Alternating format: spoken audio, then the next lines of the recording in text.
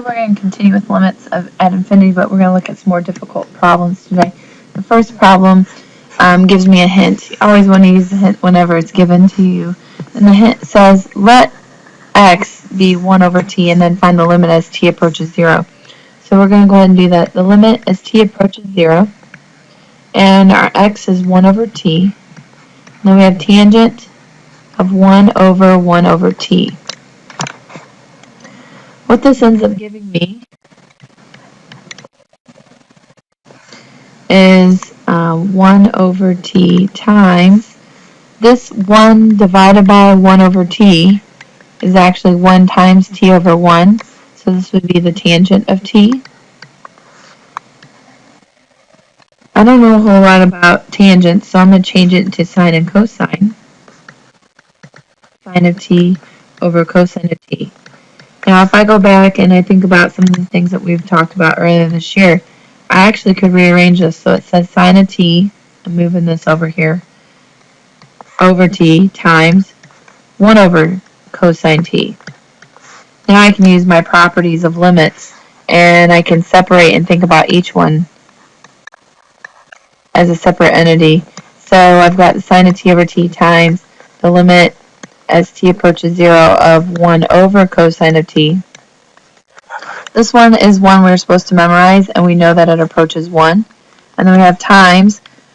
We did this one earlier, so if I put 0 in here, I get 1 over, what is the cosine of 1? Or cosine of 0? The cosine of 0 is 1. So we end up with our answer of just 1. In the next problem, again, I have another hint, so we want to make sure that we use the hint. And it says, express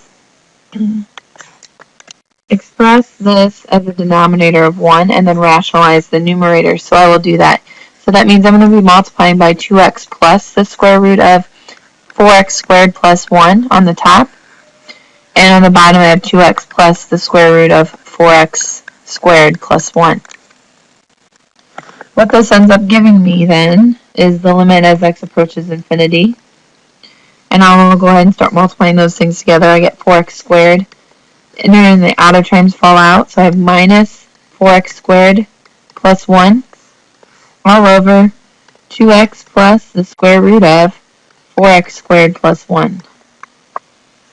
Well, looking at this a little bit closer, I have 4x squared and I have a negative 4x squared.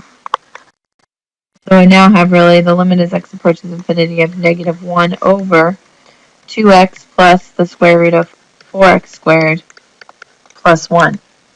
Now if I just start plugging in infinity down here, I'm going to get a really, really large number. So I'm going to have negative 1 over a really, really large number, which means it will go to 0.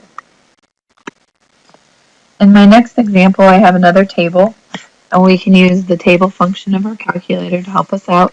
So we'll put this in our calculator, and then we'll hit the table button, and we'll go ahead and complete the table. I'll just go ahead and tell you what the table ends up giving you. You end up with 200. The next one you get 0.348. Then we get 0.101.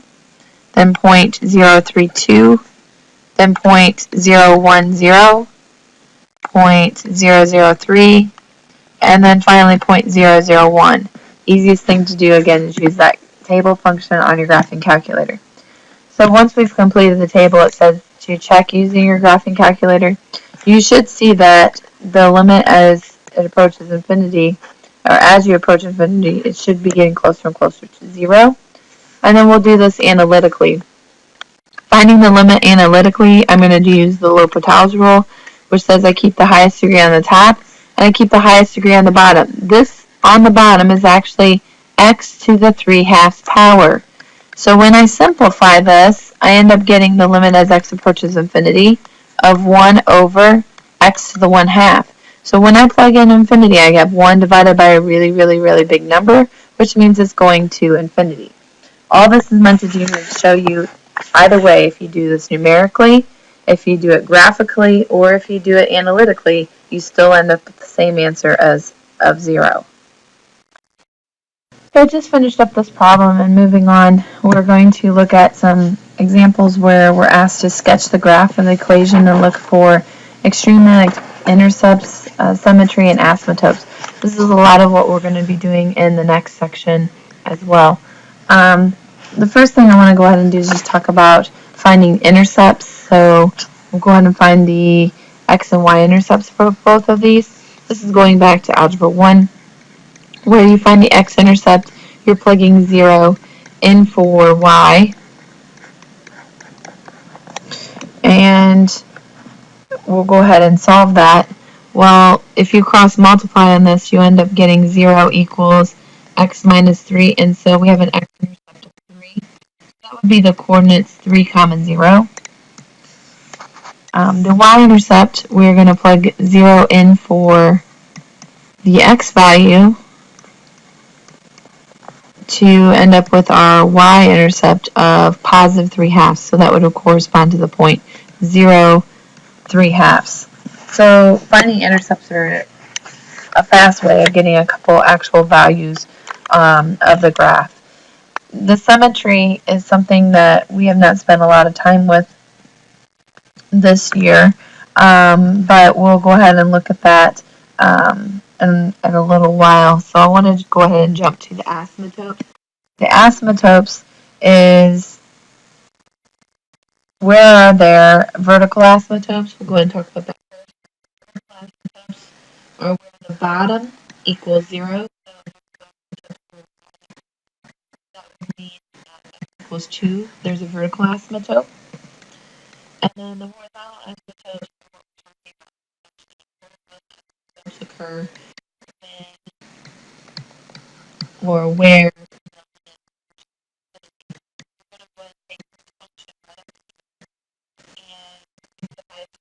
on the highest degree on the bottom.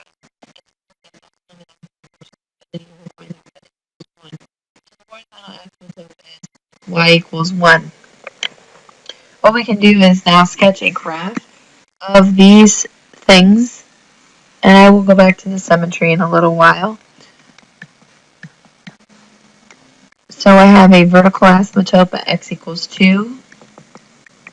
I have a horizontal asymptote at 1.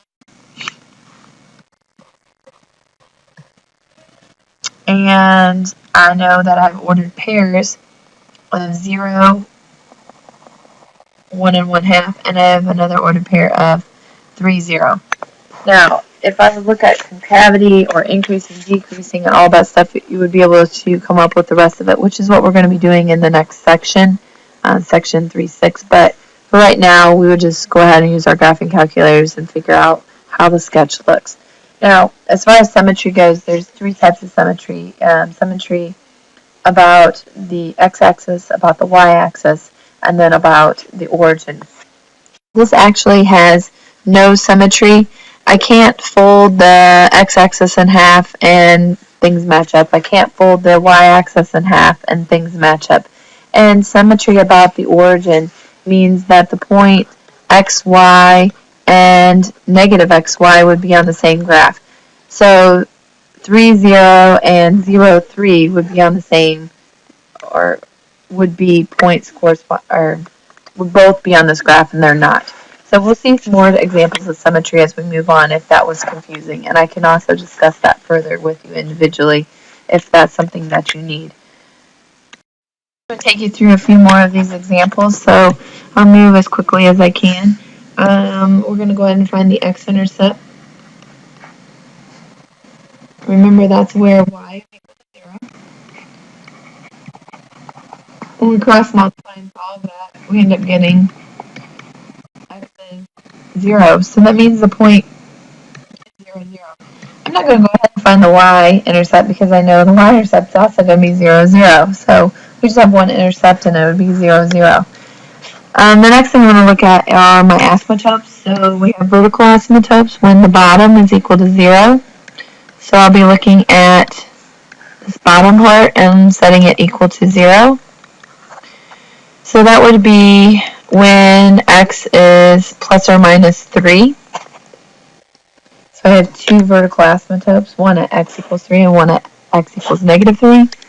The horizontal asymptotes are where the limit as x approaches infinity.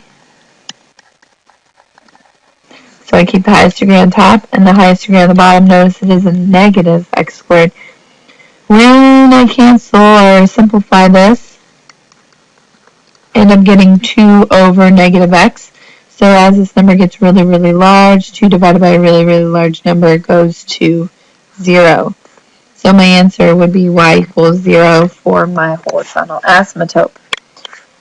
Now I really should check the limit as x approaches, and I need to go back here and adjust these. On the last one as well, I should have actually been finding the limit as x approaches plus or minus. So the limit as x approaches positive infinity and as x approaches negative infinity.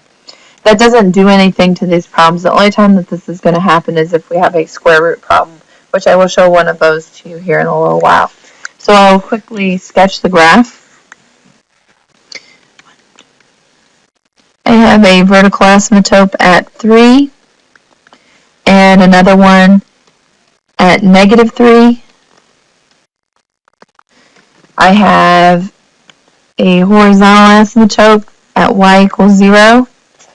I know that I have an intercept of 0, 0.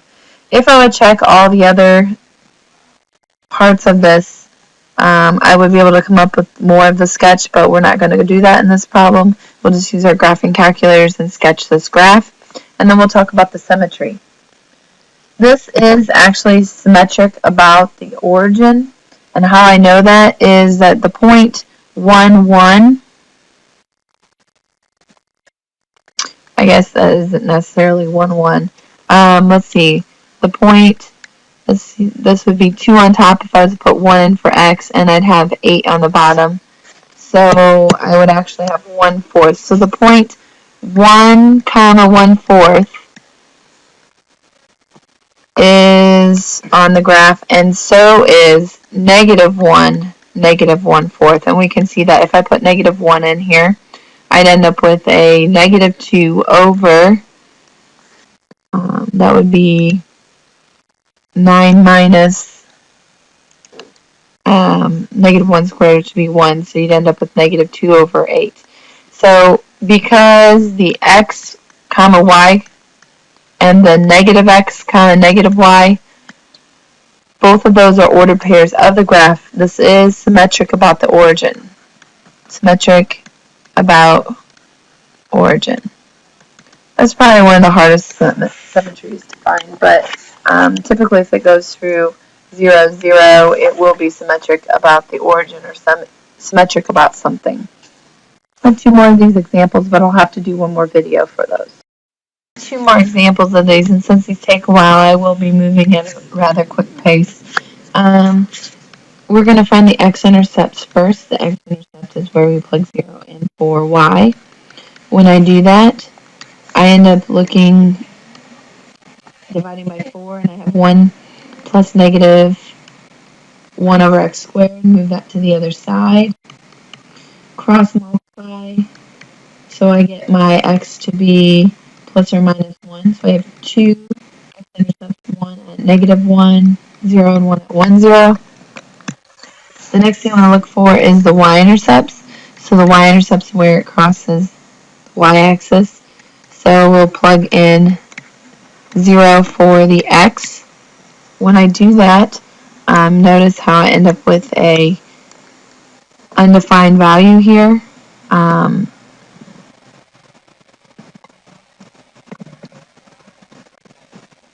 So there is no y-intercept. Moving on then, we would see there is no y-intercept because if I look at this closely, I've got vertical asymptotes, and vertical asymptotes occur where the bottom equals 0. So I would have a vertical asymptote at x equals 0. And then lastly, I would have let's see if I can fix that really quick. A horizontal asymptote